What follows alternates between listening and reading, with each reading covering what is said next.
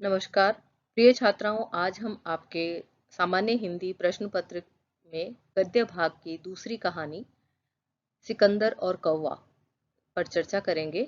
इस कहानी के रचनाकार हैं राजस्थान के प्रसिद्ध रचनाकार, जाने माने साहित्यकार विजयदान देथा।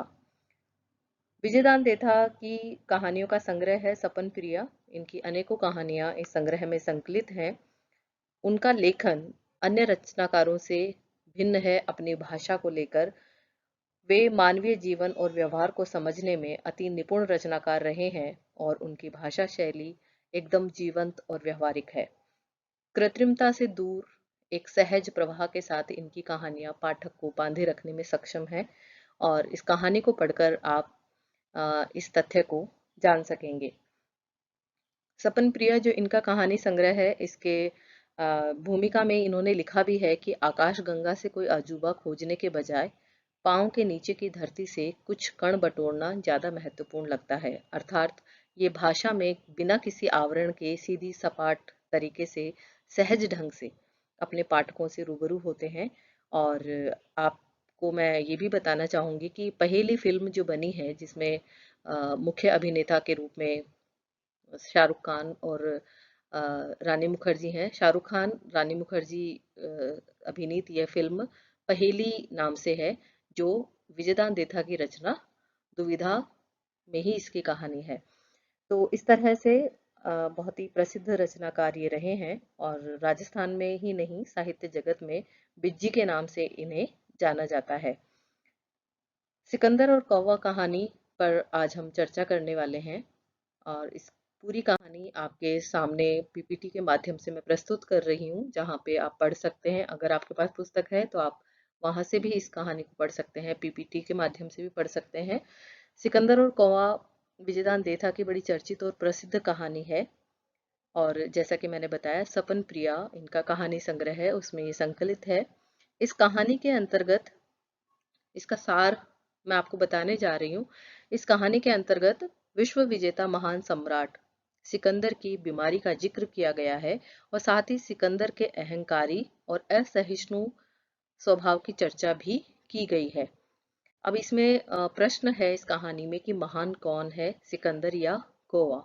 तो बड़ी ही बारीकी से इसका कथानक आगे बढ़ता है, सूक्ष्म रूप से कहानी आगे बढ़ती जाती है और एक महान सिकंदर जो विश्व विजेता है वो किस तरह से जीवन के मर्म को समझता है, इसे बहुत ही सुंदर ढंग से विजयदान देथा ने एक संदेश यहाँ पर देना चाहा है उसके माध्यम से। तो अनेक प्रयत्नों के बाद जब सिकंदर ठीक नहीं होता, बीमार होता है और उसकी बीमारी ठीक नहीं होती, तो बहुत क्रोधित होता है और अपने ही सैनिकों और उनके आश्रितों को कत्लेआम करने का आदेश देने की तैयारी कर लेता है, क्योंकि उसे लगता है कि वो महान है, सिकंदर महान, जिसके अधीन इतनी सेना है, जो इतना बलशाली है और वो बहुत ही लाचार होकर, बीमार होकर एक कमरे में बंद पड़ा है और बाकी उसके जो सैनिक हैं वो सामान्य जीवन जी रहे हैं। तो ऐसा कैसे हो सकता है? ये बात उसको भीतर ही भीतर कुचेड़ती रहती है कि ऐसा कैसे कि मैं इतना महान होकर और इतना परवश हो रखा हूँ, मतलब बीमारी की वजह से जो उसका शरीर है वो बेबस है और उसका मन बड़ा ही कुंठित हो जाता है। तो बहुत प्रयास करते हैं, उसके जो वैद्य होते हैं उनसे, यूनानी दवाओं से वो ठीक नहीं होता। तो क्योंकि वो भारत में है तो एक वैद्य उसको मिलते हैं जो उसको ठीक करने के लिए आते हैं और उन वैद्य के साथ बातचीत के अंतर्गत वो उससे अमरता का राज जानना चाहता है कि क्या कुछ ऐसा है जिससे कि मैं अमर हो। तो इस रहस्य को जानने के लिए कि अमर कैसे हो सकते हैं, वो वैद्य से पूछता है और उसका कहना भी है कि मेरे न रहने पर दुनिया के असंख्य बासिंदे जिंदा रहें, मैं ये बर्दाश्त नहीं कर सकता। मेरे न रहने पर ये सूरज चांद उगे, फूल खिले, लोग गीत गाएं, तो ये हरगिज मैं नहीं चाहता कि मैं महान सिकंदर इस दुनिया से यूं ही कूच कर जाऊं। तो मुझे ऐसा कोई रहस्य बताइए जिससे कि मैं अमर हो जाऊं। तो वैद्य उसको समझाता है कि मृत्यु तो अटूट सत्य है। आप इसमें क्यों उलझना चाहते हैं कि मैं अमर होने के लिए, कि मैं तो अमर नहीं होना चाहता, वैद्य सिकंदर से कहता है। तो सिकंदर बेबाकी से उत्तर देता है कि आप किस प्रलोभन की खातिर अमर होना चाहते हैं? आपके पास है ही क्या जिसके लिए आप अमर होना चाहोगे? तो ये बात सच भी है, और उसको अ, इस बात का गुरूर भी है कि वो महान है, तो वो इस दुनिया में अनंत समय तक सुख भोगना चाहता है।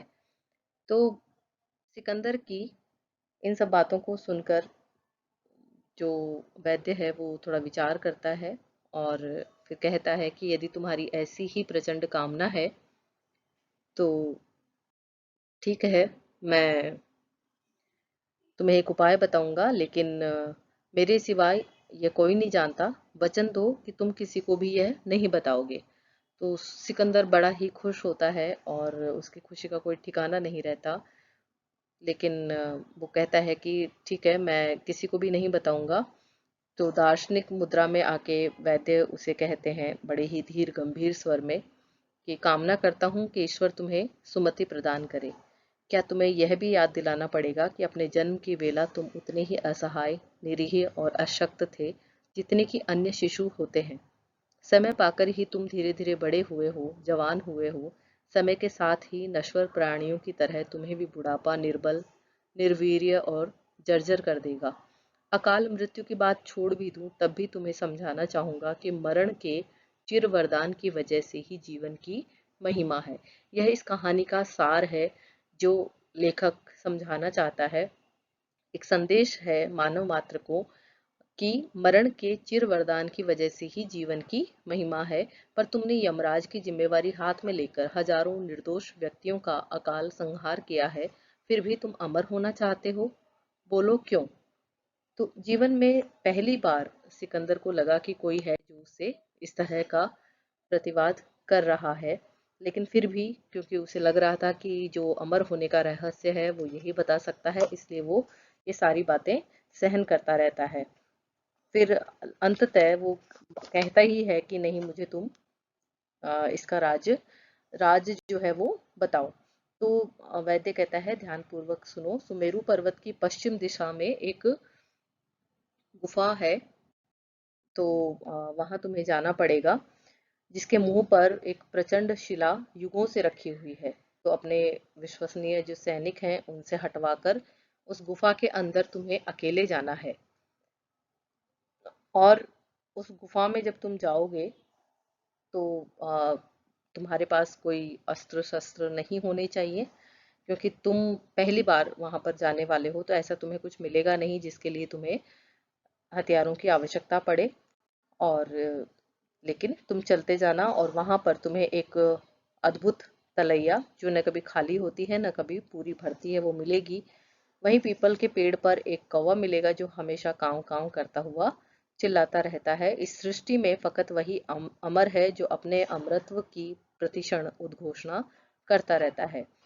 झरने के निशेष होते प्रवाह से तुम 7 अंजलि पानी पी लेना, फिर तुम्हारे शाश्वत जीवन को चुनौती देने वाला कोई नहीं, न देवता, न असुर, न मनुष्य। केवल 21 विश्वस्त सैनिकों को साथ ले जाओ। उन्हें गुफा से 3000 कदम दूर रखना। इसी शुक्ल पक्ष की नवमी को प्रस्थान करना, तुम्हारी मनोकामना पूरी होगी। तो इस तरह से जो वैद्य है वो सिकंदर को अमर होने का जो उपाय है वो बता देता है। सिकंदर उस गुफा में जाता है, और जब वो वहां पहुंचता है तो देखता है कि उसमें अकूत खजाना है। उस गुफा में हीरे जवाहरात हैं, वो चमक रहे हैं, और उसी तरह का दृश्य उसे वहां दिखाई देता है। जो एक कौवा है वहां बैठा हुआ अविराम क्राऊं क्राऊं करता रहता है। सिकंदर ने चौंक कर देखा कि आसपास कोई नहीं है, केवल वह पीपल की शाख पर बैठा हुआ एक कौवा उसको लगातार घूर रहा है। तो सिकंदर की आंखों के आगे कोहरा सा छाने लगता है, और चेतना के परे ही उसके पांव झरने की तरफ अपने आप बढ़ते जाते हैं, मानो मस्तिष्क के बजाय उसके पांवों ने ये बात सोची हो। अमर होने की लालसा के वशीभूत उसके हाथ पानी की ओर बढ़ते ही हैं कि कौवे की ललकार सुनकर वे जहां थे वहीं रुक जाते हैं। कौवा उसको कहता है, जरा ठहरो सिकंदर, मेरी स्वीकृति के बिना इस झरने की एक बूंद भी चख ली तो यहीं ढेर हो जाओगे। जिस भूल के कारण मैं हजारों हजार बरस से अमरता का ये अभिशाप भोग रहा हूं, तू सपने में भी यह गलती मत करना। मैं इस शाश्वत जिंदगी से तंग आ गया हूँ। जाने कितनी शताब्दियों से मरना चाहता हूँ लेकिन मर नहीं सकता। निरंतर क्रांव क्रांव के रुदन से मेरे कान सर्वथा संवेदन शून्य हो चुके हैं और जिस माया के प्रति तेरी चाह जागी, मैं ही उसका एक छत्र स्वामी हूँ। यदि तू मृत्यु के देवता यमराज के पास जाकर मेरे लिए मरने का नुस्खा ले आए तो यह सारी संपत्ति मैं तेरे हवाले कर दूंगा। मुझे मुझे तो यह फूटी आंख भी नहीं सुहाती। मेरी मृत्यु के बाद जितनी इच्छा हो इस झरने का पानी पीते रहना। जिस तलवार से तूने हजारों व्यक्तियों को मौत के घाट उतारा, मैं उससे मरने वाला नहीं हूँ। न अग्नि में जलकर, न पानी में डूबकर और न कैसा भी विष खाकर मैं आत्महत्या कर सकता हूँ। भगवान भले ही मर जाए लेकिन मैं नहीं मर सकता। जीने का सुख और आनंद तभी है जब मरने का संयोग उसके साथ जुड़े। मृत्यु विहीन अमरता से बड़ा अभिशाप और कुछ भी नहीं है। तो इस तरह जो जीवन का सत्य है वो कौवा सिकंदर को समझाता है कि जीवन का सुख और आनंद तभी है जब मरने का संयोग उसके साथ जुड़े। मृत्यु विहीन अमरता से बड़ा अभिशाप और कुछ भी नहीं है। मेरा चिर दुर्भाग्य है कि मैं वही त्रासदी भुगत रहा हूँ। अरे तू किस चिंता में डूब गया। तेरे हाथ से मरे हुए एक व्यक्ति या गुलाम के रूप में बेचे हुए एक बच्चे की जीवंत सांसों की तुलना में इन अगणित हीरों का मूल्य एक कानी कौड़ी भी नहीं है। कौवे की योनि पाकर जो बात मेरी समझ में आ गई, एक मानुष होकर भी तेरी समझ में नहीं आई। फिर बुद्धि का मायना क्या है, उसकी सार्थकता क्या है? और फिर वो वापस से कांव कांव करने लगता है। अपनी ख्याति के चढ़ते दौर में विश्व विजेता की सर्वोच्च प्रतिष्ठा के बावजूद सिकंदर एक कौवे से पराजित होकर उल्टे पांव वापस लौट पड़ा। तब उन दोनों में से कौन महान है, सिकंदर या कौवा? उस चिर ज्वलंत प्रश्न का उत्तर आज भी शेष है। आप विचार कीजिए कि उन दोनों में से कौन महान हुआ, सिकंदर या कौवा। इस तरह से ये कहानी जो मानवीय जीवन का एक महत्व जो है उसका संदेश देती है और बहुत ही व्यवहारिक ढंग से कहानी की भाषा बहुत ही सहज है, सरल है और स्वाभाविक है।